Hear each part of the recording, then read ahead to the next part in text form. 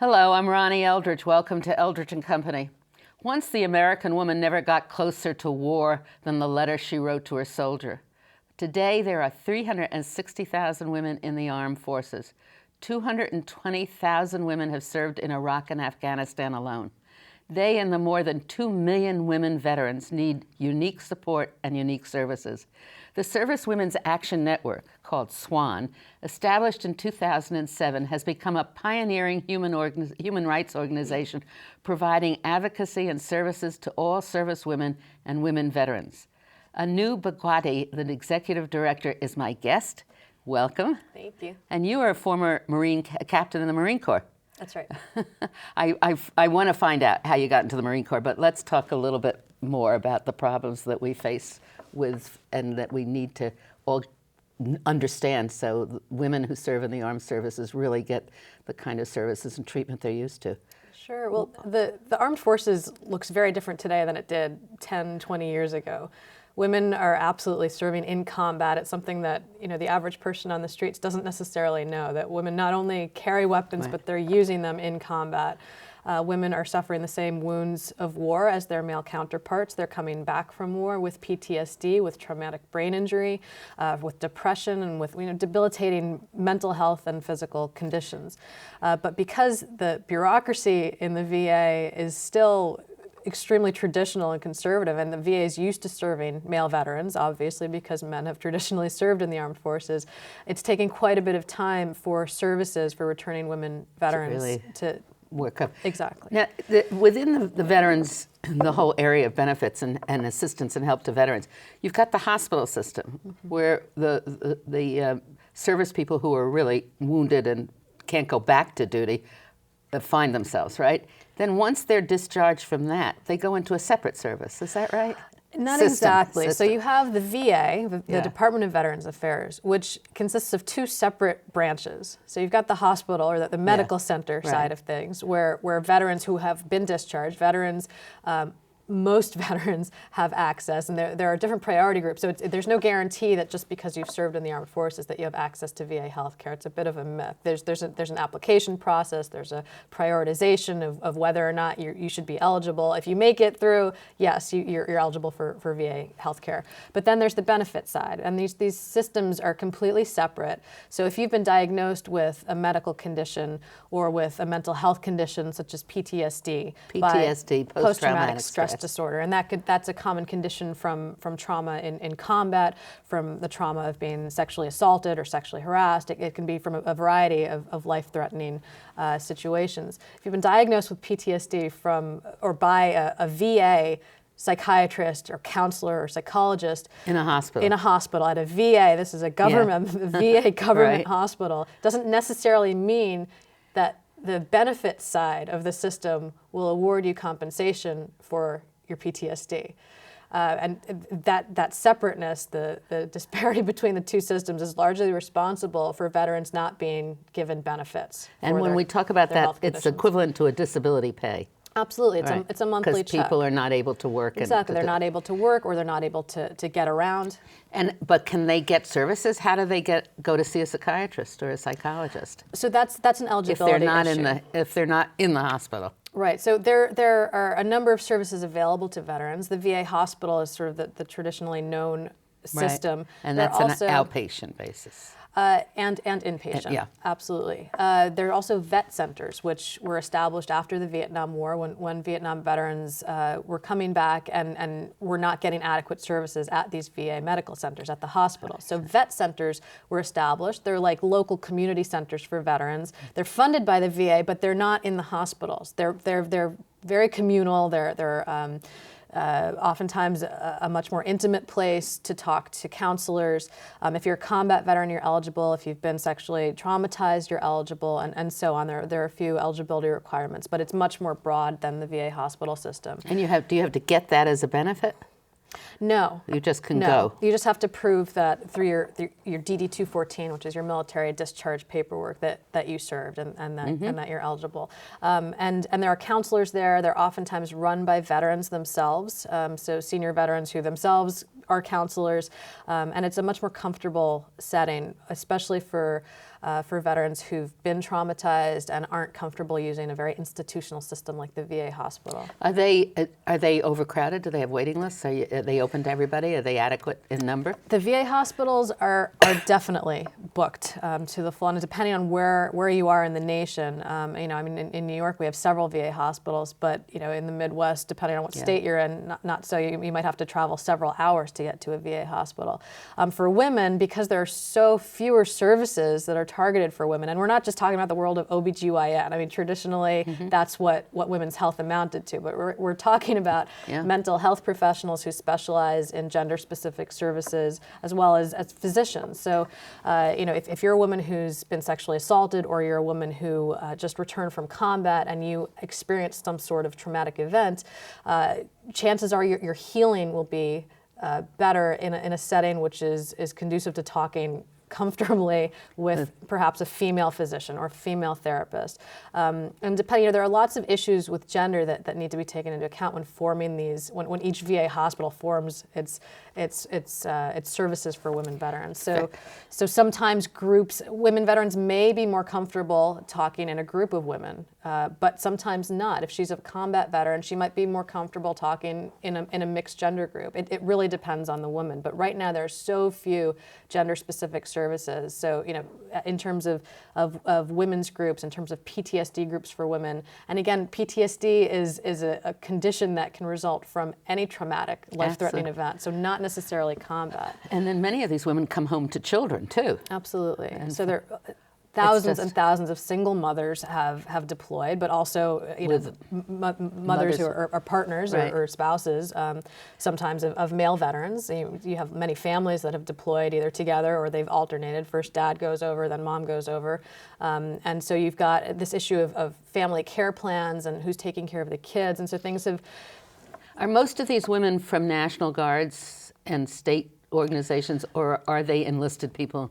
They're active duty as well as reserve and National Guard. So what we're seeing in these two wars is that our National Guard units are being deployed like they never have been in the history of the U.S. Armed Forces. And people, that's the other thing, is a lot of people think that people enlist in the Armed Forces for the educational benefits they can get, for the extra money they can get, so that if you're in the Guard, is that what you call it? What do you you're there to supplement income sometimes. Absolutely. Not with the expectation necessarily that you're going to war. Right, for National Guard units and reserve units, and you've got service members whose full-time jobs are in the community. They're teachers, they're physicians, they're janitors, they're people just like you and me. But when they're called to duty, they put on the uniform, and in this case, they oftentimes deploy straight to Afghanistan or Iraq. Now, there was a bill, wasn't it, a law last year for women that covered some women's benefits in the Congress? Right. Senator Patty Murray from Washington sponsored a health care bill which addresses some of these disparities in the hospital system. The hospital system. Absolutely. So benefits, again, is a whole different beast.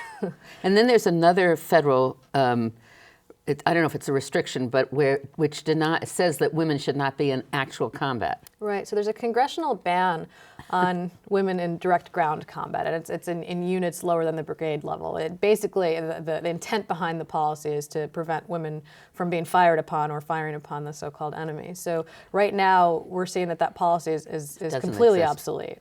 Commanders in the Army and the Marine Corps will openly tell you that they are actually deploying women in dangerous live fire situations. So women and non-combat personnel, and by combat I mean there are in both the Army and the Marine Corps and Special Forces, there are specific units that are trained to be on the so-called front lines. But in these wars, we don't have front lines. So things like the infantry, artillery, special forces, and so on, armored vehicles, which are by law open only to men, are being supplemented with service support personnel who are both male and female, but also female units, which are specifically designed as liaison units to accompany, say, the infantry into villages in Afghanistan and Iraq, and to liaise with the local women in homes. Very.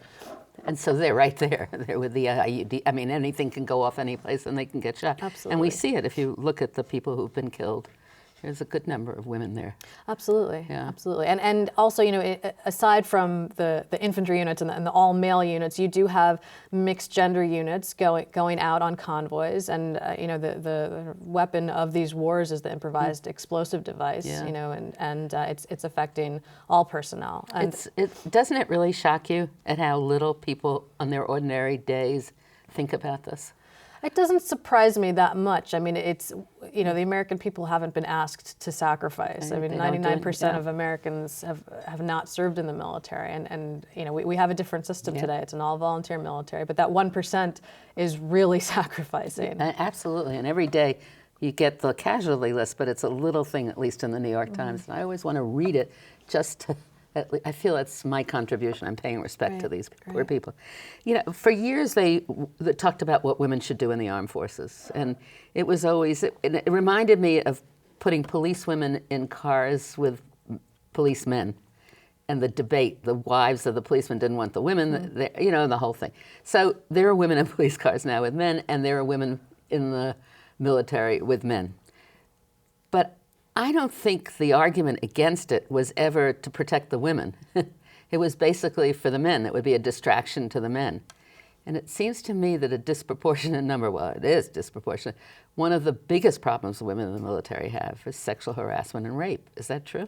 It's true, especially sexual harassment, which is a daily feature of being a woman in the military. Yeah. I mean, and a lot of women in the process of being trained and indoctrinated into their respective branch of service, I think don't realize the extent to which they're numbing themselves to the daily exposure. I mean, if you ask a lot of servicewomen who are still wearing the uniform, they'll deny the level of harassment which exists, and it's sort of a common reaction, I think, to being subjected to it. It's a survival tactic, basically, because if the things that are allowed to be said in the military on a daily basis would not be allowed to be said in the civilian workforce, and it's quite shocking. The things that I can't say here, for instance.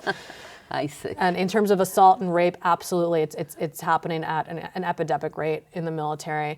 It's the dirty little secret in the U.S. Armed Forces. It's very difficult to talk about a situation which is perpetuated by service members themselves. The system right now is completely broken to deal with sexual assault. There is no system, is there? Well, there is a system. It's a bit of a puppet system. Yeah, there's actually an agency in charge of sexual assault, which does very little. It's focused on collecting data to provide statistics for annual reports. And they can't even really collect the data because the whole force itself, I mean, the whole esprit de corps is against it, isn't it? I mean, aren't you supposed to be a family and loyal to your colleagues? Absolutely. I mean, and then you have a man hitting on a woman. It's very similar to incest. Yeah. And it's an appropriate analogy because you've got this family that you've been trained to believe will take care of you in life and death circumstances. And when your brother in arms is the one assaulting you or harassing you, it's a huge violation. It's a betrayal.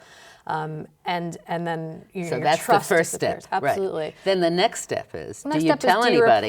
Do you tell anybody? Do you tell even your friends, your coworkers? Right. Because your harassment can start then when your female or male peers decide to harass you, taunt you, question why you're ruining a good man's career.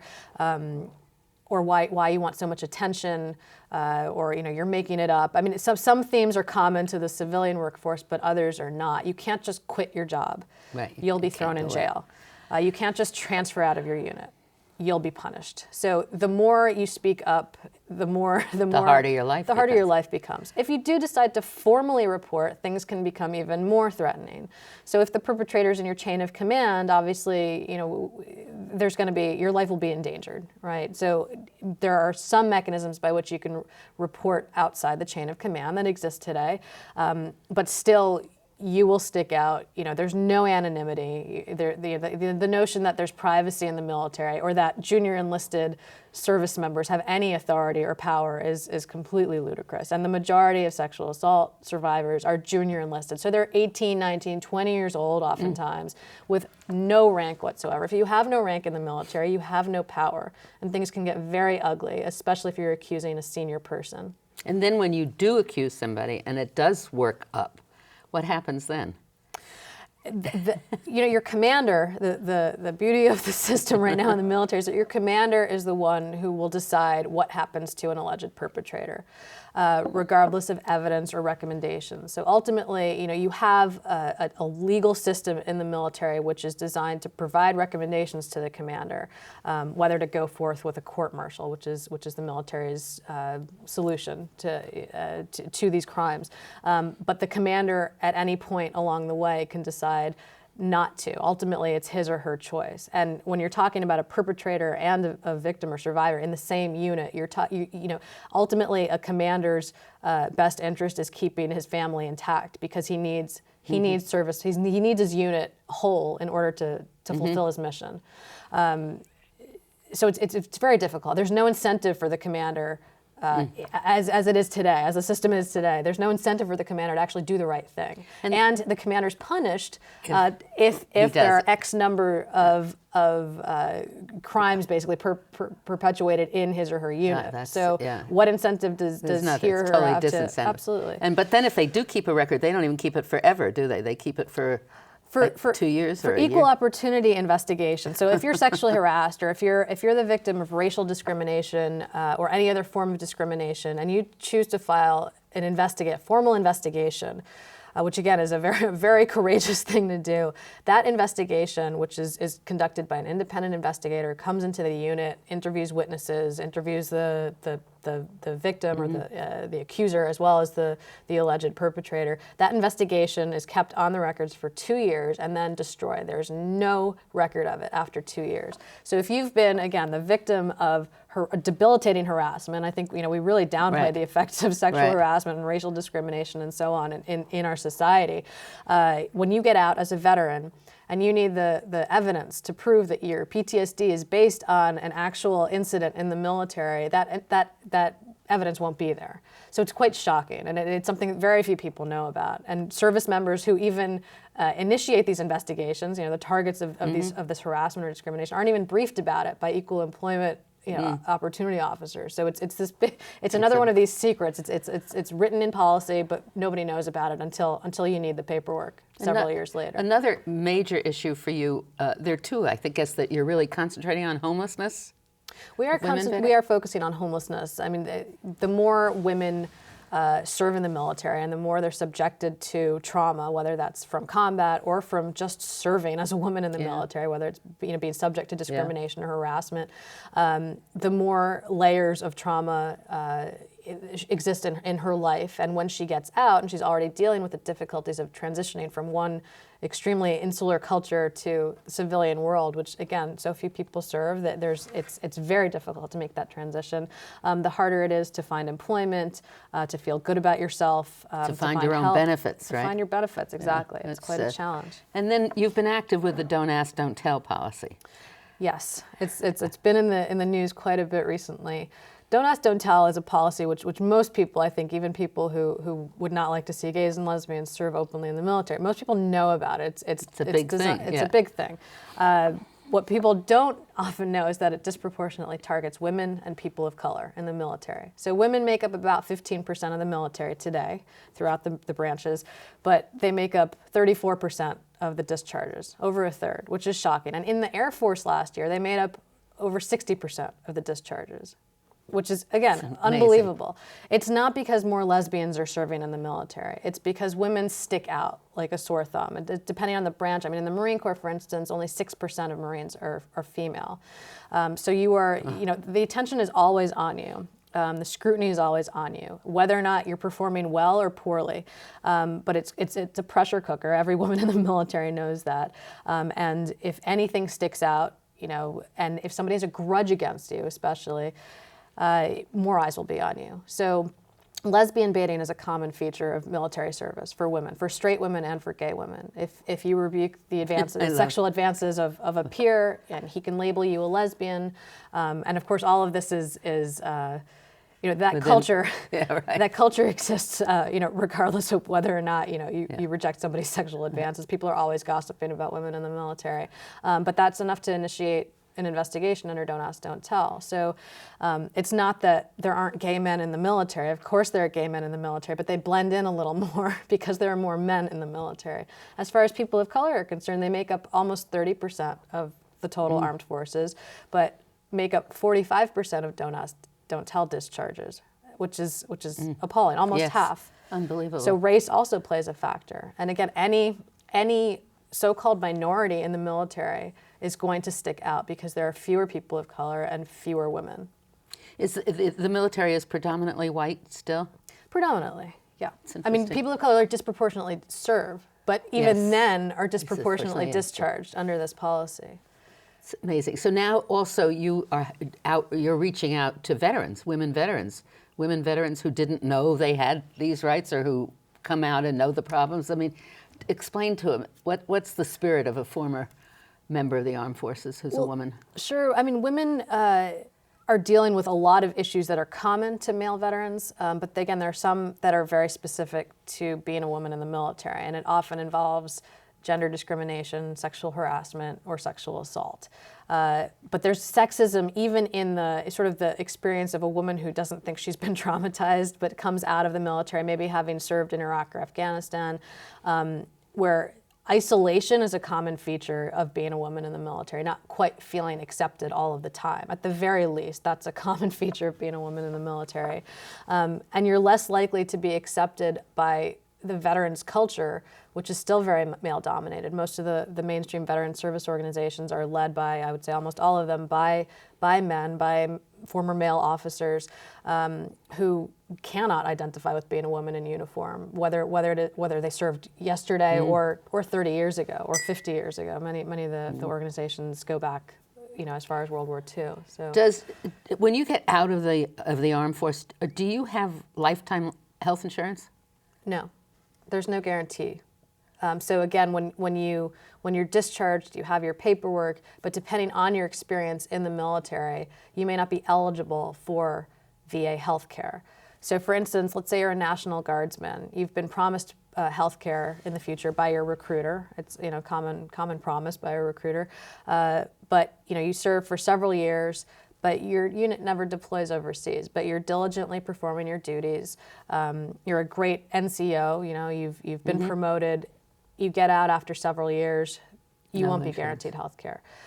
If you're injured or wounded while in service, there's no automatic care. You have to apply for those benefits. You have to be awarded compensation by that benefits half of the Veterans Administration. And the benefits half acts like an insurance company. It can reject some of your claims or not? It can reject the claim if they believe there's insufficient evidence, but it's beyond, the system is so broken that right now there are several VA regional offices which process these claims and paper pushing offices basically, who, right here in New York, our regional office on Houston Street, which processes all these New York area veterans claims, was found out to have shredded hundreds and hundreds of documents over the course of months. And so there's very little faith that veterans have in the benefits administration right now. So you could have had, a file this thick outlining all of your injuries, your wounds from battle, from sexual assault, from being traumatized, and all the evidence, all the medical history to back it up,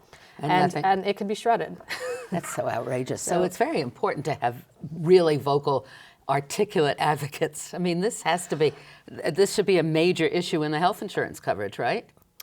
It could be. The problem right now is that the VA needs to fix itself. Veterans are more likely to get help from the VA, and yet they're so underutilizing the VA health Are there women services. in top command in the Veterans Affairs Department, in the agency? There are. Okay.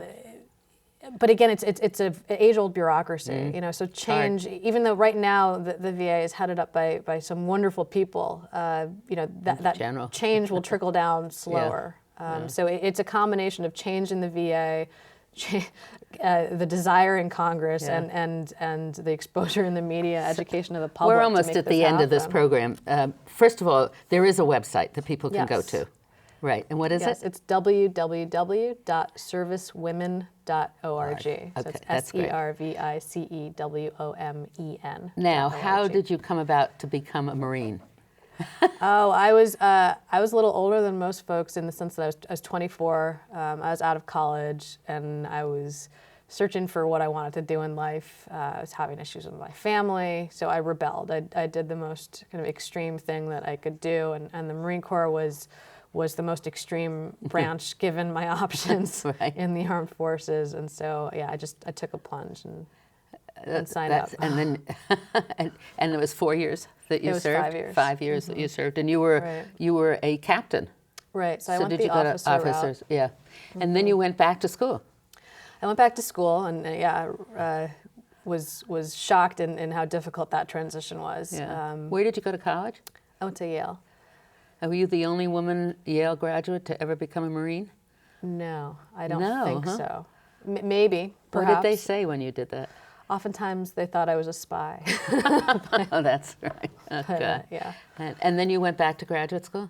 I went back to graduate school in public policy. And now that's what you have a master's degree in that? Or? Yes. Yeah. Which So now you're seeing from the advocacy point of view of how you can affect public policy. Absolutely. And a we lot need can be that. done. Right. So do you have other groups that you work closely with? Absolutely. Are they women's organizations or are they military organizations? Both. And that's, I think, one of the beauties of like the modern day veterans movement is that we realize that in order to get things done, because so few people are serving in the military right now, is we have to engage the public. We have to engage nonprofits. And for us, because we're a human rights organization, we're dealing with all of the disparities in treatment of women across the board, whether it's reproductive rights, equality in the workplace in terms of job opportunities, sexual harassment, you name it. There are experts in the field, obviously, in the civilian workplace. So we work with gender-based violence organizations.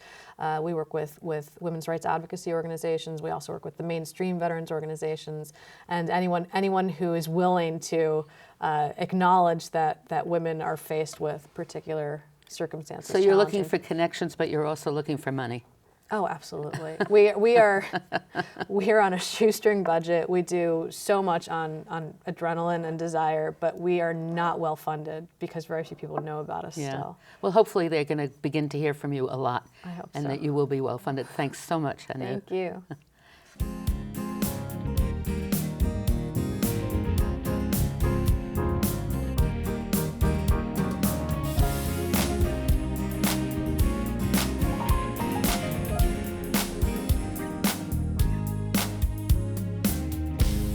If there are any people you'd like to hear and topics you'd like us to explore, please let me know.